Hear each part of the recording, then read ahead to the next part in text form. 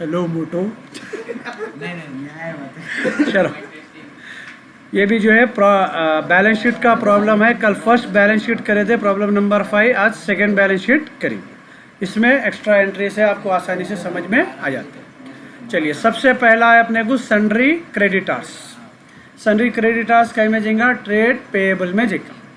Okay, यहाँ पे already करे हुआ है प्रॉब्लम मेरे पास, सॉरी लाइबिलिटीज़ में, यहाँ करंट लाइबिलिटीज़ में ट्रेड पेएबल में जो है आपको सन्ड्री क्रेडिटर्स देंगे पहला एंट्री। डन। उसके बाद है कॉल्स इन अरियर्स। ये अपने को कैपिटल में से माइनस होंगे, शेयर कैपिटल में से। यहाँ देख लो 80,000 यहाँ पे मैं ब्रैकेट में डाल दिया माइनस करने के लिए। ओके, शेयर कैपिटल में। Cash in hand, cash at bank, दोनों कहाँ जाएंगे? Cash and cash equivalent category बोलो। कैश एंड कैश इक्विवेलेंट जो लास्ट कैटेगरी थी इसके अंदर, cash and cash equivalent. Done. उसके बाद है आपको discount on issue of shares. ये चीज़ को गौर से सुनो और समझो। जब अपन दुकान में कोई सामान लेने जाते, अब दुकान वाला पछानत का आगा, नहीं तो अपने पास जैसा बारकस में आ जाते भाई, समझ गए ना, वास्ते रिश्ते पूरे याद आ जाते, जब पड़ोस सब याद आ जाते। उसके बाद क्या बोलते हैं जो है कुछ कम, तो वो जो अपन कम करते पैसे वो अपन प्रॉफिट में से कम करते। आगे समझ में? 10,000 की चीज़ है, अगर मैं 9,500 में उसको दे रहा हूँ तो जो 500 है वो मेरे प्रॉफिट में से कम होते हैं। आया समझ में? तो discount on issue of shares, हमेशा डिस्काउंट का मैसेज देंगे अपने को। अपना जो प्रॉफिट कहाँ लेते हैं अपन? रिजर्व एंड सरप्लस में लेते, उसमें से 5,000 कम कर लेना रहता, -5,000। आ गई बात समझ में? एंट्री को याद रख लो। डिस्काउंट ऑन शेयर का में लेंगे हमेशा अपने प्रॉफिट में से लेस करेंगे उसको। प्रॉफिट कहाँ जाता है अपने को? Reserve and surplus. ज़्यादातर इसमें जो कैलकुलेशंस आएंगे आपको रिजर्व एंड सरप्लस में चाहिए। कहीं को अपने को कुछ भी एक्टिविटी करो उसमें फ़ायदा होता है या नुकसान, तो फ़ायदा और नुकसान अपने को अपने सरप्लस को इफेक्ट करता है हमेशा। डन। चलिए, नेक्स्ट है गुडविल। गुडविल क्या है? Asset, intangible asset. कल समझाया था मैं, इमेजिनरी एसेट, फिक्शनल एसेट बोलते हैं इसको। चलिए, तो उन्हें जाएंगे अपने को सीधा इनटेंजेबल में। एसेट कहाँ है भाई अपने? यहाँ पे इनटेंजेबल एसेट में या गुडविल का अमाउंट ले लिया। ओके, चलिए। उसके बाद है debentures. Debentures long term investments, long term loan रहता अपने लोग लंबे टाइम के लिए अगर अपने पास इन्वेस्ट करें, that is debenture, long term borrowing. यहाँ पे उसके बाद में जो है अपने को डेटार 1.5 लाख है, जिसमें से प्रोविजन यानी कि 15,000 डूबने वाले, आने वाले कितने बचे अपने को डेटार? तो डेटार आने के पैसे है ट्रेड रिसीवेबल।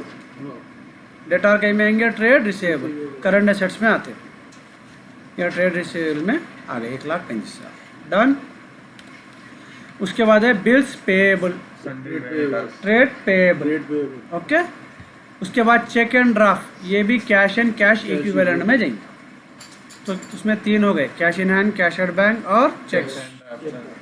नेक्स्ट अपना फेवरेट शेयर कैपिटल, 8 लाख रुपए सीधा उठाएंगे, शेयर कैपिटल में डाल देंगे, लिख जाके यहाँ पे फर्स्ट कैटेगरी में। शेयर कैपिटल में ये 8 लाख आ गए, उसमें से ये अरियर्स जो अपन माइनस करने का है वो माइनस कर लेके 7,20,000 ले लो। डन। अरियर्स क्या रहते हैं? मैं बोला ना, पैसे जो डूब जा रहे हैं अपने। Investment in government bonds. Bonds बोले तो फिक्स डिपॉजिट्स के जैसा रहता है। हाँ, 5 साल 10 साल के लिए आप पैसे इन्वेस्ट कर दे रहे, तो ये लॉन्ग टर्म इन्वेस्टमेंट हो गया। क्या हो गया? Non current investment. यहाँ आ गया समझ में?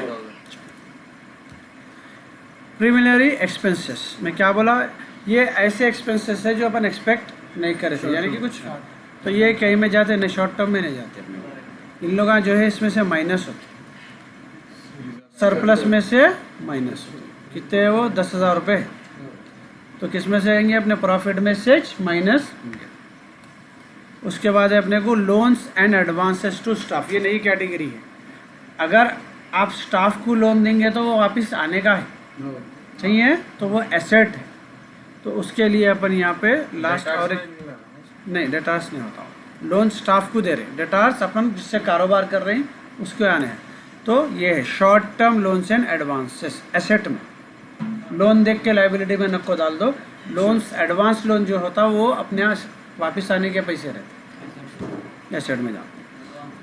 ठीक है, बिल्डिंग मालूम है अपने को, टेंजेबल एसेट फिक्स में, टेंजेबल में जाते हैं, प्लांट एंड मशीनरी टेंजेबल में जाता, इन्वेंट्री में जाता, फर्नीचर टेंजेबल में जाता, प्रॉफिट एंड लॉस सीधा जाएगा अपना सरप्लस में। असल आइटम इनुच है 75,000 ये है। ठीक है, 75,000। आगे बात समझ में? लॉस है तो माइनस। उसके बाद है जनरल रिजर्व 1.5 लाख, ये भी जाएगा सरप्लस। हो गया भाई, डन। ये चीज़ें पूरे एडअप करके यहाँ डाल दो, आपकी बैलेंस शीट कर ले सकते हैं ना मजे से। ये अब याद करो भी नको, एग्जाम से पहले याद कर लो, नहीं तो चिट्ठी ले लेगा चले आओ।